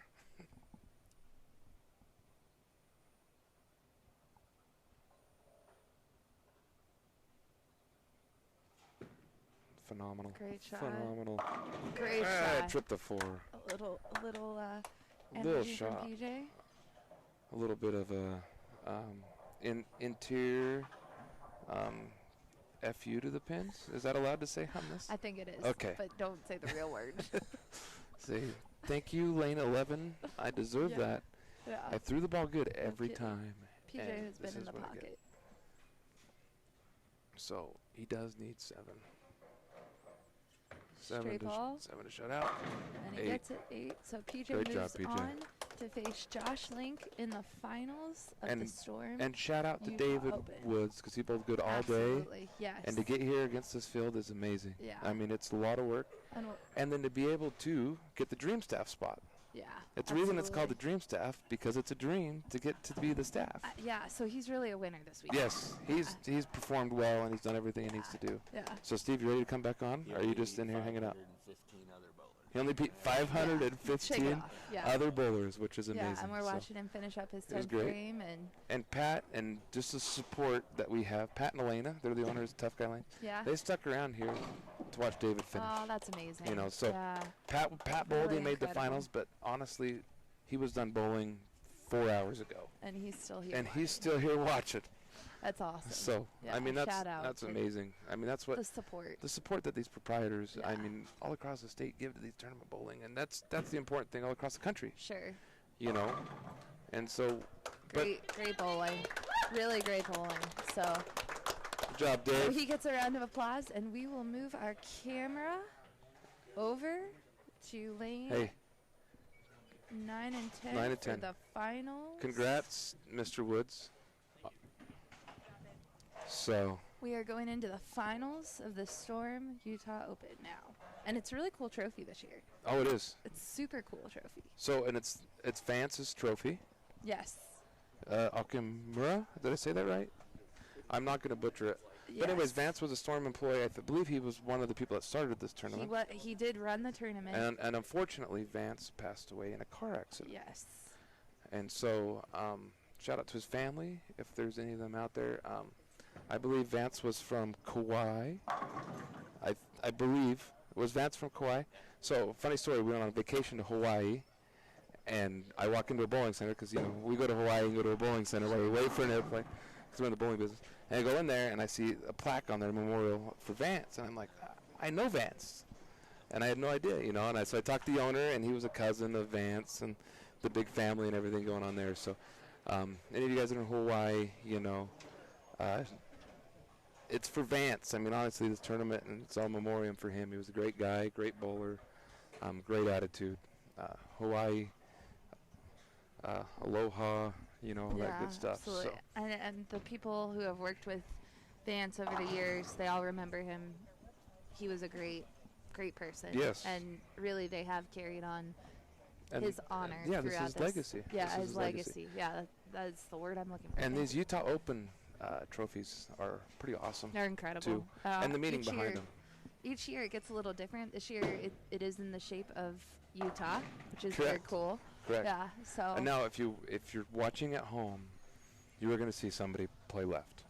Absolutely. Josh Link will be left. It looks like he's going to be using the Phase 3 right now. It looks like so we might have a Phase 3 contest, which does not surprise me. Yeah. Because it's strong, and it's not so floaty. Because if you were with like an Emerald right now, or even like the High Road Original, it's not big enough to pick up in the carry down the end of the pattern. So this is like primo, like this is the design intent for the Phase 3, and to see it executed out here on these lanes, like this is what it is. Yeah, you know? absolutely. So when you get on the burn, you get on this stuff, and you need something that's going to get right and flip, this is it. You know. So to get here, Josh Link bowled games of 235. 191, 238, 258. So that was his Yes. last four. We don't have his Sure. first ones. Nope. But he was the high qualifier, plus 234. So Amazing. he's 40 pins ahead of everybody Which else. on this condition it's is just incredible. Unreal. Yeah. I mean, it's unreal. So average 220 on this, you know. I was on pace. My goal when I shot 250 the first game in qualifying, I wanted to shoot 700 because to me that's like shooting 800 at nationals. Absolutely. Yeah. You know, for me if somebody was to shoot 700 on this, that's like the same feat as shooting 800 at nationals. So, and Okay. yes, Marcia, Phase 3 is like cheating. Yes. So Oh, let's give Josh. some stats on Josh. Okay, Josh Link, obviously tons of 300 games, 847 series. To begin the day, he was throwing Phase 2 almost all day long. So now the next ball in progression is Phase 3, a little cleaner. So really quick, Or recovery. we had a phase earlier, so we've seen a phase Phase 2, and a Phase 3 all this today. week. All today. In the Stepladder In the finals. Stepladder finals. It's great line of balls. Really great. The phase was awesome, and Yeah. the original phase, the colors I remember because I went down and did we did the unveil at Storm for Oh, that. yeah. So I was down there. We had Pete Weber, if I remember right. Sure. Danielle McEwen. Pretty cool. Yeah. And yeah, I mean that original phase. It was awesome. It's still So- around It's 3-4 one of years my since the original phase came favorite, out. Yeah. ball videos because Kyle Troop's painting and Oh, yeah. they throw the lane. Yes. It's awesome. It's amazing. Okay, so Josh, Billings, Montana, 300s. Fireside Lanes. High is 847. He has back-to-back Ring of 10 titles. So those of you who don't know the Ring of 10, it's Butte, Montana. Another tough tournament. 200-plus entries. Great tournament. Some of the best one. Oh, okay. A little high there. Everything else. And he wants to say hi to his wife, Alicia, and kids, Malaya, Kinsley, and Hadley. Oh, very nice. And he's got super cool. One heck of a family at home. I know. See him. He's a family man. Always got pictures of the family. But, yeah, shout out to Fireside Lanes. I believe, are they the ones that have the awesome lane machine? I see him doing work on the back. I think, if I remember right, I think it was Fireside Lanes. They have a placard on the back of their lane machine that says Hot Wax on it. Sure, and Hot Wax. We've talked about PJ all throughout the stream, but let's just give him another shout out. He's from Roseville, California. Correct. Pulls at Steve Cook's Fireside Lanes. Oh, Fireside Lanes. Look at that. Yeah, it's both Fireside Lanes. Montana, California. Yeah, that's funny. Pun. Yeah, the Battle of the Fireside Lanes. Correct. His high series is 890. He still wants to give a shout out to his wife Janae and his beautiful kids. Yep. So here we go. Let's see what happens here. So this is the tighter the pair of the two. So we'll see what happens. PJ at the end of last match was starting to get matched up on this one. Remember, he threw that last shot a little bit farther left of his feet just to kind of see how the ball read, and he flat 10 there. So, but I anticipate he will have to make a little bit of adjustment as he goes on. So I imagine by the third, fourth frame, you might not see it on TV or on the live stream. Sure. But he's going to be making a little bit of a move left just because they're transitioning that fast. And to be frank, Josh is going to tear up the lanes. So Josh has a rev rate almost, he's probably 600, pretty close. It's high. He's like Belmont range. So if you think what those two-handers do to the lanes, I mean, that's what Josh is going to be doing. So sure. And PJ has gone up against that, so he does PJ know how knows. to. He's been in these environments and knows how to execute. And if you're bowling for a country, obviously, you've been through a lot of stuff. All right, so a little bit of a flat 10. It's a good shot. Just got a little bit too far down the lane. But playing this far left, you're going to see 10 pins. The miss is going to be a 10 pin. Sure. So, anyways, we'll see here.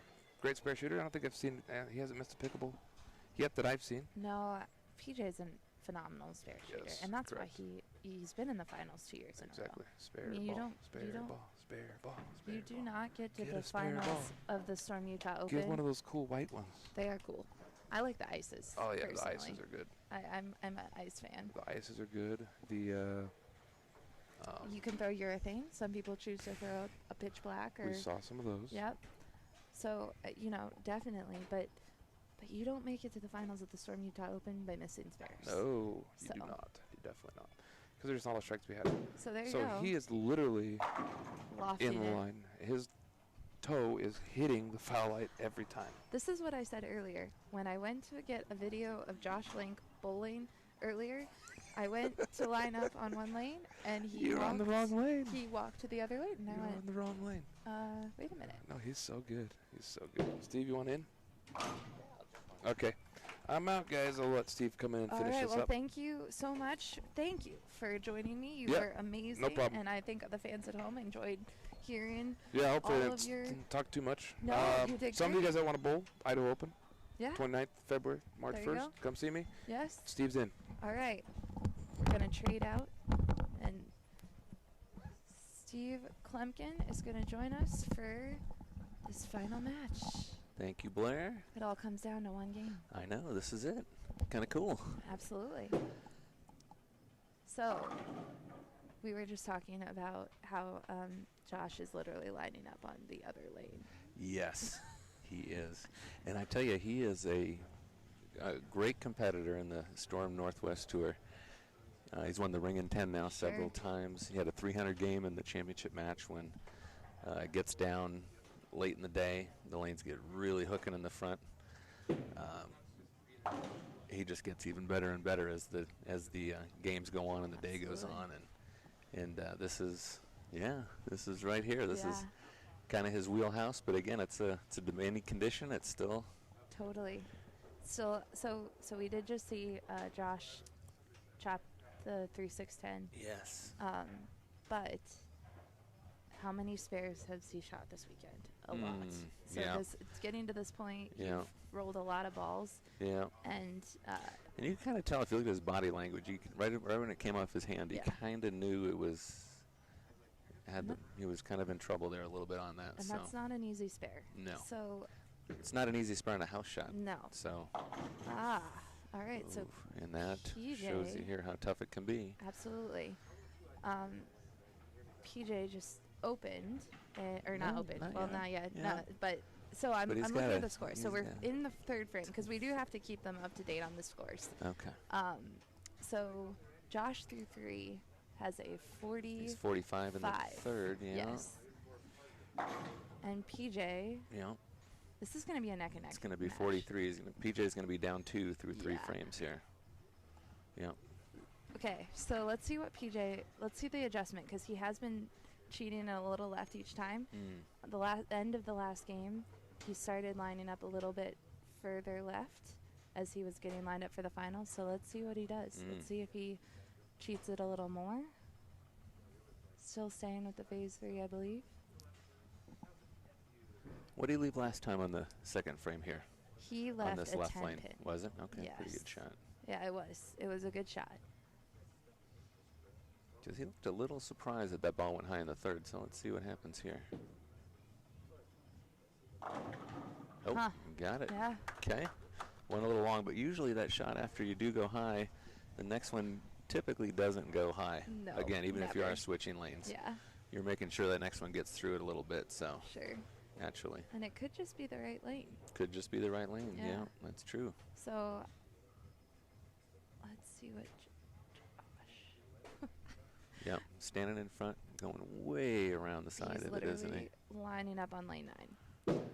Playing inside of the 6th arrow. Great shot. Going high flush. Great shot. What ball is he throwing? Phase 3. How about that? I'm telling you, hottest ball in the market right now. So, seen a lot of them go down the lane this week. Marsha earlier Yeah. said that throwing the phase 3 is basically like cheating. Yeah. That's what she said. So. Yeah.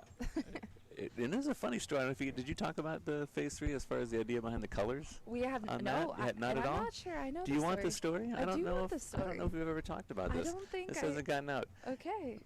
Rocio Restrepo. Really? You know Rocio. I do. Yep. She's a great champion, PWBA Tour champion, shocker. Yes. Wichita State shocker. Yeah. Phenomenal person. And a great person. Yeah. And she has a great sense of style. Okay. Too. Yep. Great shot by Josh right there. So keep going. Big double. Yes. So we were watching, Marcia and I were watching the PWBA Tour Okay. this summer. Yep. And on Bowl TV. And Rocio had a jersey on, and Marcia says, look at the colors of this jersey. This thing looks incredible. And it was purple and teal and black horizontal stripes. I said, you are absolutely right. I took a picture with my phone, Yep. brought it in the next day into the Storm, into the office, gave it to the lab, actually, with Alex and Isaac and Joe and the guys that work down there in the lab, and said, hey, can you guys make a color sample that looks like Rocio's shirt? And there you have it. And this is what they came up with, and it has been deemed across the states and around the world as it may be the best looking bowling ball we've ever It's made. beautiful. Yeah. So thank you, Rocio. Yes, thank you for designing such a pretty Yes, shirt. yes, we owe it to her. That's amazing. I have not heard that story. Yes. That's awesome. That is true. Well, Pete- I like it because it has the storm teal in it. Yeah. I mean, And it's You can't go wrong with the No, yeah. flagship color. yeah, exactly. Yeah. Well, PJ made a pretty good shot there. It did go high. Yeah. Definitely much happier getting the 8 spare out of it rather than Greek Church. Sure. So, but he was down 2 with Josh's double there in the 4th and 5th. PJ finds himself down 12 right now, right? Yes. So So maybe it is that right lane for PJ. could be. That could be could end up being the difference here. He is hitting the pocket twice now in the left lane. See if he makes a little adjustment off that light shaker here in the 6th and tries to get a little bit of pressure kind of applied back Yeah. to Josh Link. And PJ has been in the pocket most of this entire stepladder final. I mean, he really has maintained the 1-3 the whole time, and he's gotten some rough breaks. Speaking of, That's his second one because he had one on lane 11, on 11 too. and now gosh. he's Wow. had one on 9. He had an 8 pin on lane man. 11. Wow. That should not have been an 8 pin, by the way. So That is a rough break. yes, Yeah. yeah. Mm. So He Well, stayed let's see in if the he can pocket. bounce one out here. Come on. It is possible. He threw it very hard. Oh, he that tried. was so close. I saw the top of the pin. He tried. I don't know how it missed the 8-pin. Actually, it was so close. Wow. All right. That is a rough break. That so was. PJ now has 90 in the 6th. Yeah. Yep, and he finds himself down 25 the way it sits right now, which Josh could actually open that up to a 35-pin lead with a strike here. So Josh is definitely in the driver's seat after that bad break. Inside a 6th arrow and high flush ball split the 8-9. He couldn't have thrown any better. It was identical to the shot before in the right lane. Yeah. And that is standing about, I don't know, if we were to count the boards out, Blair, that's about standing on maybe 55 board, I think that is. Somewhere around there. And I mean, his ball crossed 32 at the arrows. Did he Yeah, hit it was past the arrows? It might have. When it was there at the arrows, it crossed inside of the 6th arrow. It's amazing. Which really hard to do consistently. It's really hard to do, and to get it to carry. That's you know, there's one thing between being able to just throw it there, but then to have the right rotation and release and speed and all that stuff to get the ball to carry. Another perfect shot. You know what I'm noticing too? This is something else. Just kind of a tight observation here, but I'm noticing that a lot of times when people play in front of the ball return the right lane, they go back to their normal shot in the left lane. I just watched Josh take 3 steps, so it looks like he's trying to stay on the same distance on the left lane, even though he has plenty of room. It looks like he's moved up quite a bit, and he's taken that same approach like he's using on the right lane, like he has almost pretending like he has a ball return to deal with on the left lane still. Gotta help the consistency. That's a great. That's a great. I think a great tip for a lot of people out there that are, when you are playing in front of the ball return, maybe when you go on the opposite lane, do the same thing, even if you don't have to. Oh boy, that's just lane's just really got him, doesn't it? Yeah, I really feel for PJ right now because he has bowled really, really well in this Stepladder final. Boy. And it looks like he's getting caught up in this transition a little bit. And Josh is just. Oh, he's bowling amazing. Yeah. And that 2-pin just rattled the 10-pin and just hit it and didn't knock it over. He is. Boy. Yeah. Boy. I'm a little speechless. Well, I'm not going to say it's over, but No. he is down a lot of pins and just a few frames left. So PJ's got 99 in the 7th, so his maximum score right now, if he strikes out, he's looking at 189. And right now,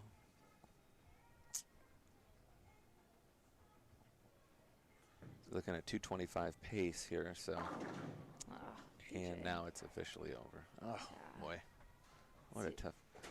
Old amazing. I mean, it's got to be disappointing, especially since he's coming back. I mean, again, finishing second at it with I don't know exactly how many bowlers, but 518 entries that we had to finish second is just again a tremendous feat. I mean,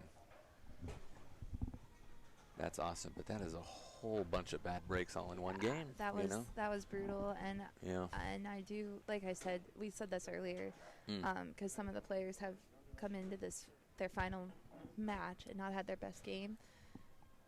They have bowled phenomenally all weekend to get to this point. Yeah. So we really need to remember that as we're watching these games, that it's an incredibly hard condition. And as you can just see, Josh just missed a little bit. Yeah. And it's diving into the head pin. Yep. So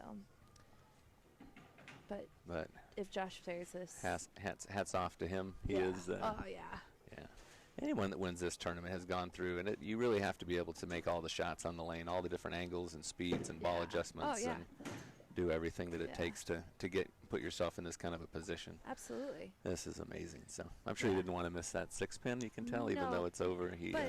But it is. I mean, at that point, how do you keep your mind? Your mind knows you're not going to stay focused. It's really easy to make that error. Yeah. Okay, so we had a question. Who won the Storm Dream staff? Yeah, great question. That was David Quentin Woods. He finished third. He lost to PJ in the last match. He was our second seed. Sure. And he was super, super, super excited, as was his wife. They're both so happy, you know. He even said, like, hey, you know, the money's cool and everything, but this winning this Dream Staff, amateur staff position means more to him than the money. Oh, that's cool. Yeah. Yeah. Well, and it is a once in a lifetime dream staff position. Hence the name, because it is a dream for a lot of people to become a staff member, and it was his, and that's why he came to the tournament. So. Well, Steve, congratulations on another great Storm Utah Open to you and your team that run this event. Thank you, and thank you for coming out to cover this event too. Thank you. I think it's amazing. That's great. I'm glad that the fans at home get to see the incredible bowlers, and I wish we could live stream the whole tournament. But it maybe one day though we're gonna be the Dream Staffer and the Dream broadcast all kind of wrapped into one at some one year eventually here. So, absolutely. But thank you. Yeah, this has been tremendous, and I can't thank again all the bowlers enough. We had came from 9 different states around the U.S. came to compete here, and tournament just kind of keeps growing and growing, and we'll keep doing our best to promoting and supporting bowling and the specific tournament, and try to keep raising good money as we can to keep everybody coming back for more and keep giving out some great stuff like our memorial trophy. Yes. Yeah, which you probably have to jump out and get ready. But yep, I will. Do want to congratulate again Josh Link. Billings, Montana is his home, and we are really excited to name him the 2020 Storm Utah Open champion. And shout out to PJ Haggerty for all of his amazing bowling. You know, 6-person Stepladder finals. Yeah. He's bowled a lot tonight, and I know this probably isn't the way that he wanted it to end, but he has bowled really, really well, and I'm sure he'll be back again next year. He will be back again, I can guarantee you. He's probably going to give me a deposit for his entry fee tonight. I don't know. I guarantee you he'll be back. Yeah, absolutely. And he'll probably be contending for the title again. Very good. All right. So you see Josh right there. And Steve, thanks again. Thank you, better Blair. go get your trophy ready so that we can take some pictures. Absolutely. We'll do that. And thank you, Storm Nation, for tuning in. Very good. All right. So as we see Josh throw his final shot, he will get to collect the trophy. And we just want to thank you all again for tuning in and watching the finals of the 2020 Storm Utah Open. We want to thank Justin Studer for joining us to commentate, and definitely always stay tuned to our Storm Facebook page for more chances to watch live bowling. We have some great live coverage coming up from the true amateur tournaments, and then the Storm Youth Championships coming up in February. So be sure to watch lots of bowling, and thank you all for tuning in. We'll see you next time.